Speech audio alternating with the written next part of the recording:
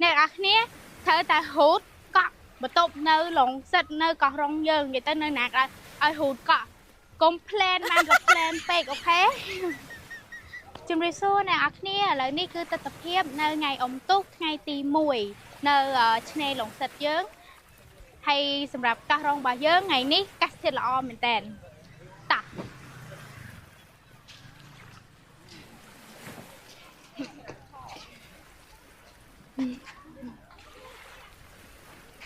នេះគឺទស្សនភាពទាំងស្រុងនៅកោះរងសិនត្រូប៊ីករបស់យើងនិយាយទៅភ្ញៀវច្រើនមែនតើហូហាតាំងពីផារហូតដល់រេស្តូរ៉ង់ហ្មងតោះទៅមើលទស្សនភាពនៅរេស្តូរ៉ង់បងប្អូនគ្នានេះបងដូចបានឃើញតែដៃអញ្ចឹងភ្ញៀវគឺពេញណែនរេស្តូរ៉ង់តែម្ដងនេះគឺខ្ញុំថតភ្លាមនៅបាយថ្ងៃត្រង់ហ្នឹងណាអញ្ចឹងសម្រាប់បងដែលគាត់មាន plan ចង់មកលេងកោះរងហើយគិតថាកោះរងកន្លែងណាល្អឬក៏មិនអាចមើលវីដេអូនេះហើយអាចចែកទុកបានណាទាំងទេសភាពទាំងអាហារទាំង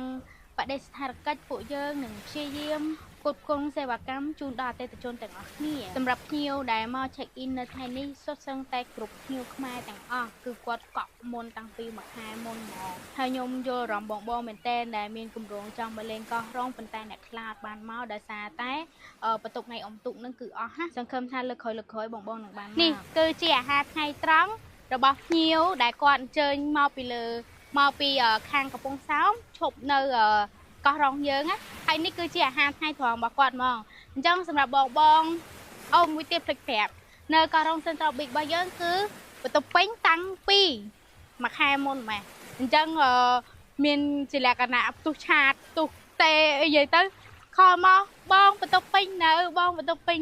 ថ្ងៃអុំទូកនោះគឺយើងពេញតាំងពីមួយខែមុនម៉ែអញ្ចឹងណា